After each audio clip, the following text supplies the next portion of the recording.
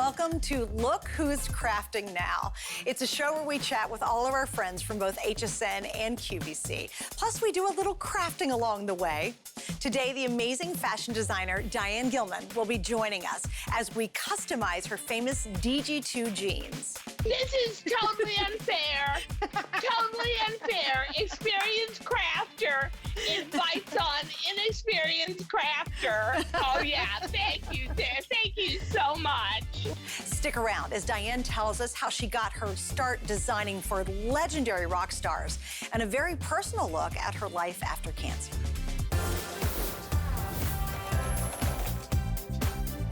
All right, look who's my guest. Hello, DG, Diane Gilman. Hi, honey. Hello. Hi, Miss Crafty Crafter, you. Well, Miss Designer, you. All right, so Diane, I am so excited you're with me.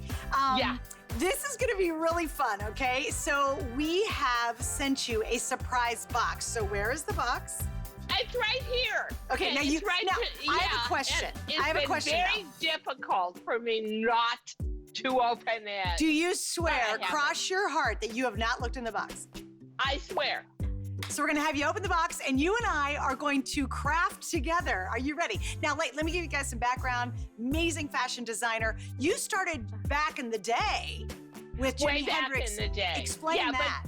Well, I started back in the day, but really and truly, I started when I was about 3 years old and could pick up a crayon and drew a dress on a stick figure, and that was the beginning of my fashion career. We're going to take the advantage of your skills in designing with the box. So let's open the box and we're going to reveal the project that you and I are doing together. Okay. I know this has been killing you. Oh, of course. Of course. Pair of jeans. Squiggly stuff on it. There's the scissors.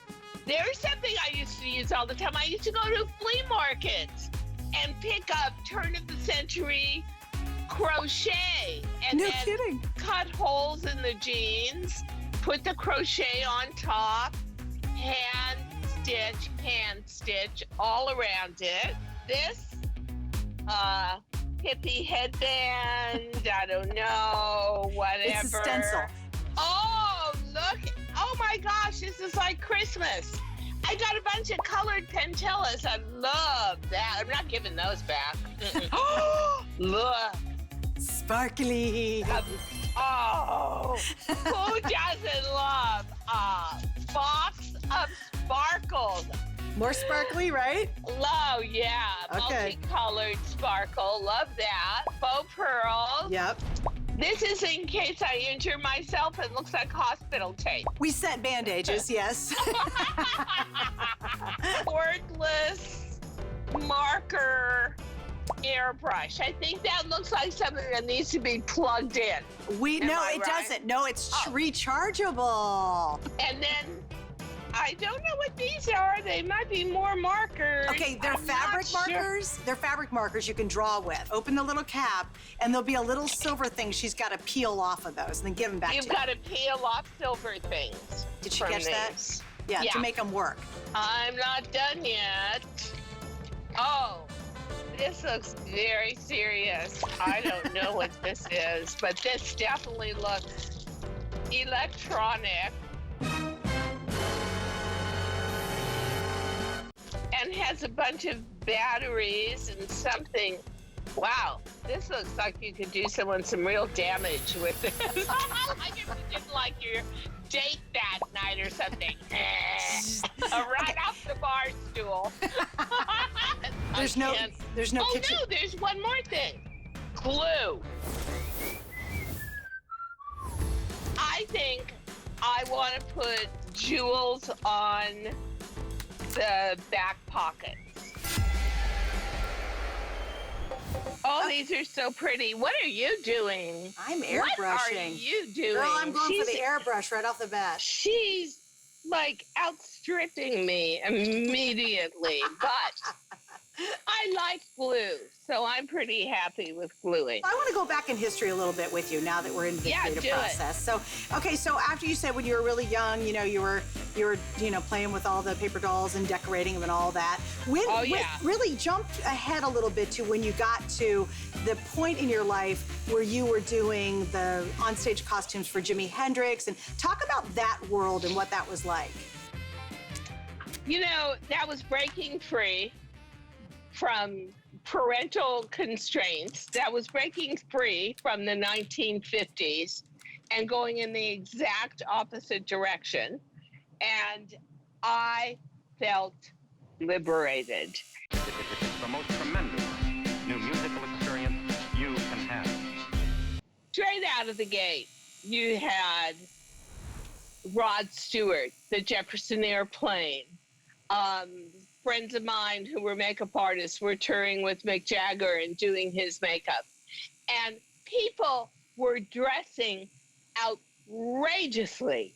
And suddenly it went from the 50s, and you just as a young adult look like an adult, right, to just being wild and wearing antique raccoon coats that were floor length, and the entire scandal of wearing jeans as a female. That was a really big deal.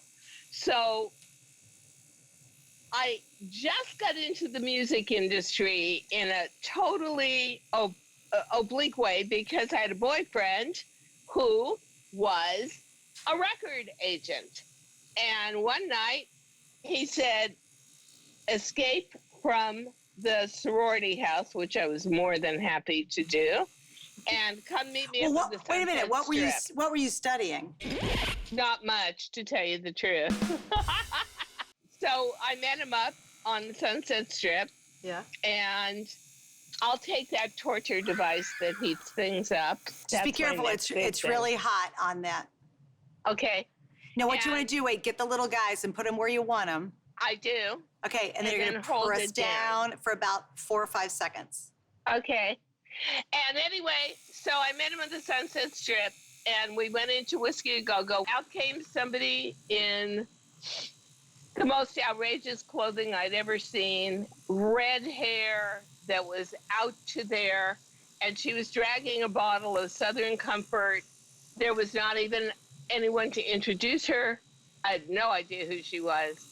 She opened up her mouth, and it was Janis Joplin. Oh, stop. Are you serious? Yeah, and that's what life in LA was at the time. It was outrageous. It was easy to meet all these celebrities. Look at how much further ahead you are than me. My God, what am I doing here? I'm not doing anything effective here.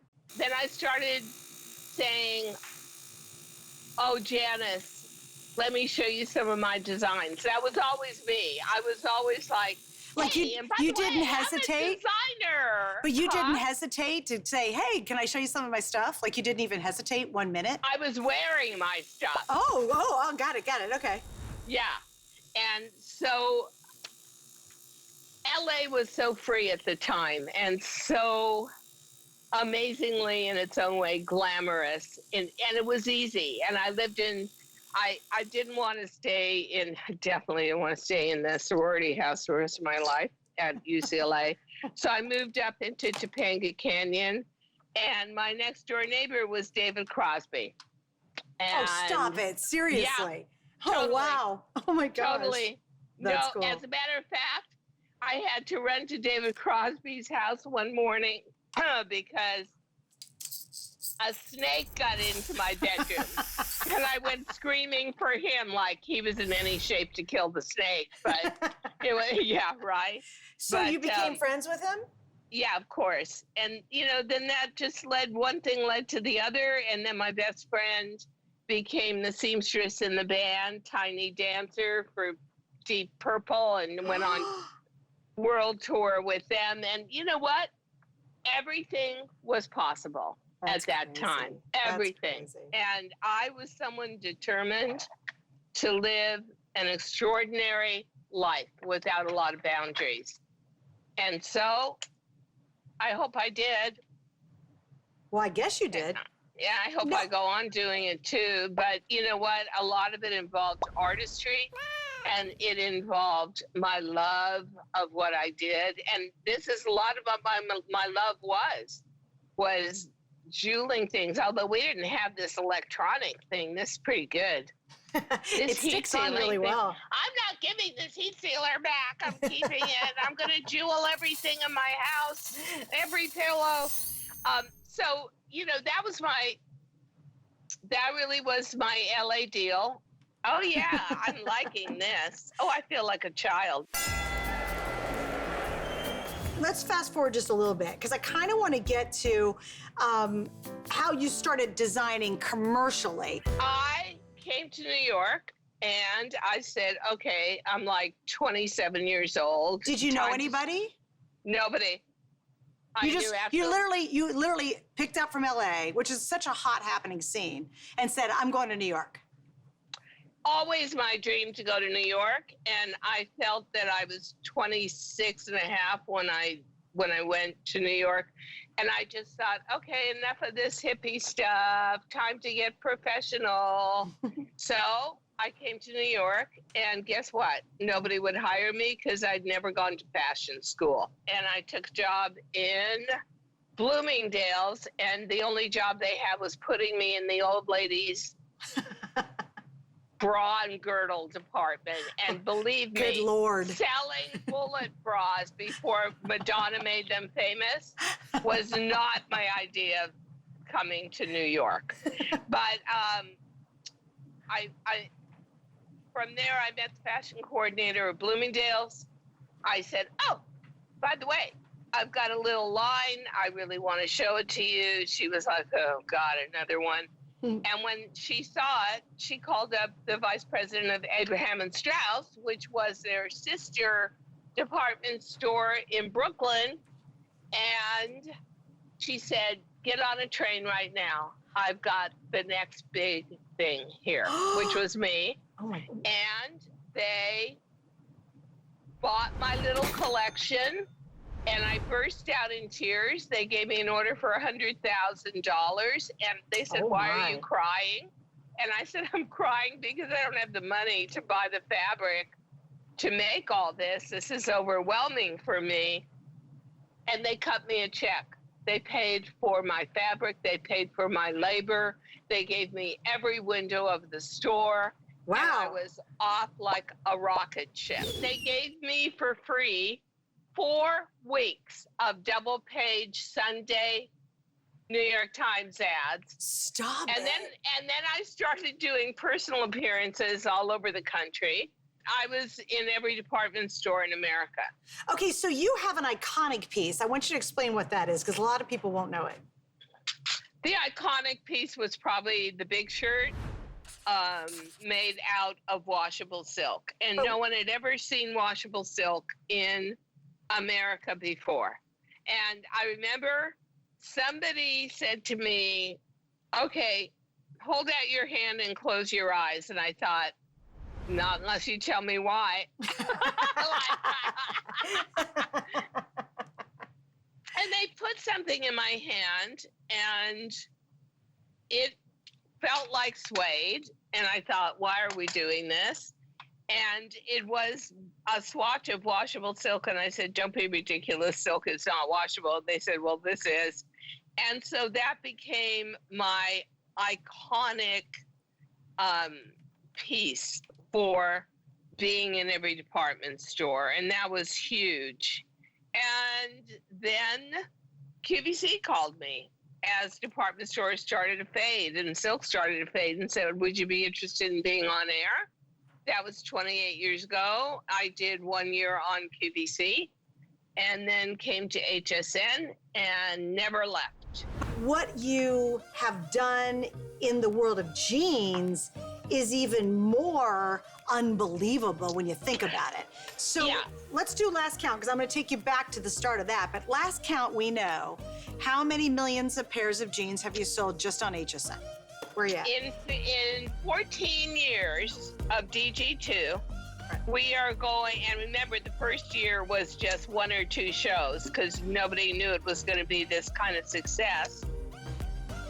We're creeping up to 17 million genes just on HSN in America alone. Can you get your head around that? It never occurred to me that I would take my rock and roll youth and be able to monetize it in a really professional way. But it also never occurred to me that I would become a champion for my generation and that my time would come to create a huge idea into reality. And I've always kind of had this attitude, hippie attitude of, oh yeah, I'm cool, go with the flow. And you know what? I've had a very, very interesting life because I always sought out opportunities that were interesting. Right. Love New York. Got to travel the world for fashion, do TV and, for QVC in Italy and France and Germany and London. And I mean, what a dream to do what you love and find that you actually have another talent, which is communication, being on TV. And wow, what a privilege. Okay, so I actually just want to ask you kind of one more area because I think it is tremendous how much of a survivor you are in many, many ways. Yeah. But I do, if you don't mind, kind of want to jump into when you got cancer and really, quite frankly, the big picture lessons you learned. Because I see a little bit of a different Diane than, say, I saw a couple of years ago. Totally. Do you mind exploring that a little bit? Well, I love exploring it because I always say one of the best things that ever happened to me was cancer. It taught me so much about the value of life. And I realized when I got the diagnosis, and it was a terrible diagnosis, that this was going to be the fight of my life. I think very often we use life like it's all a dress rehearsal and like there'll always be a tomorrow. And here they were telling me there's not going to be a tomorrow. So I thought I was taking a year off. I wound up taking off, I think, 10 months. But I just said to myself, okay, here's my job for the next 10 months, saving my own life. And that meant doing many things. And I came out of it feeling, I don't know how crazy this sounds, but feeling so fortunate I had gone through it. Wow. I learned to love people more. I learned to understand who loved me. I understood so much more about myself and compassion. I was amazed. We had to announce it on Facebook, and my assistant, Nina, who's right over here photographing us, called me up, I think, one day before I went into intense chemo. And she said, Diane, have you looked at Facebook? And I thought, no, that's not really where my head is at. And she said, okay, then I'm just going to tell you, you've got 130 hits on Facebook with comments. And I said, 130? Oh. And she said, no, Diane, 130,000 of your fans. Gosh. In a one-day period came on to wish you the best and wish you their love. And so it was the fans that saved my life and got me through this. Yeah. They were constantly in communication with me and so kind and so sweet and so understanding. So, you know what? What a journey. And, it's all over now. I feel really healthy. And I never thought, I just didn't think it was my time to go. So I never thought I was going to die. I still don't ever think about it even. I just think how lucky I am. That's awesome. Honestly, I am like the happiest of girls. Right. I truly am. That's awesome. That's really awesome. We're going to have to show off our designs. Are you ready? I hope my glue is dry. Yours might slide all the way down. Hold Okay, on. You're gonna have Hold to pick. on. Okay, you're gonna pick yours up first, then I'm gonna pick mine up first. I'm not done yet. I just got started. What's going on around Well, here? we can always check back in a week from now and see how they've turned out. Right. Nobody will be able to get me up out of the chair. It'll be, I'm just beginning. Come on, I've got 8,000 more jewels to put on. What's wrong with you? We know you like embellishment. We sure know that. All right, you ready? I think it's all Show going to us yours. slide off. Okay, well, let's try. Just sort of kind of pick them up. Except get rid, what's that one thing down right there? Is that Okay. okay, here we go. All right. It's a little slidey. Yay. Okay, I'll show you mine. You ready? Ruined my heat gun. Yes. I hope I did you proud. Oh my God. You like? Oh yeah, look, you really know how to, look at you. And I didn't even get to my airbrush yet. The airbrush was the key. This is totally unfair. Totally unfair. Experienced crafter invites on inexperienced crafter. Oh yeah, thank you, Sarah. Thank you so much. Well, Diane, I got to tell you, this has been quite frankly wonderful. You know, I Yeah, love you to death. totally. And I really appreciate you kind of sharing your story because it has been amazing. And you really are not only inspiration for me, but you truly are inspiration to just thousands and thousands of women and men out there, you know? And so thank you for being who you are. And, you know, you're just still rocking it like you were back when you were in, you know, LA doing it, you know? And I love that. You really are amazing. And you know what? Nobody is ever supposed to have favorites, but I just love working with you. And I think I've said it to you before. You know, we just come on and our job is to highlight the designs and to be as authentic about it as we can. Yes. But there's some people you work with and there's just this electrical connection and sparks always fly and it's always exciting and exhilarating and fun, and you trust who you're working with, and you can joke, and that's you, Suzanne. Oh, I thank you.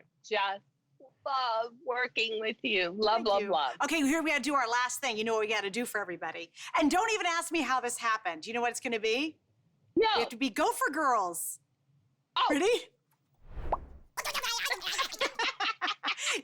No idea how that happened. It happened years ago for some bizarre reason. But we're Gopher Girls. Because we did so many shows together that I said, don't you just feel like a gerbil on a treadmill?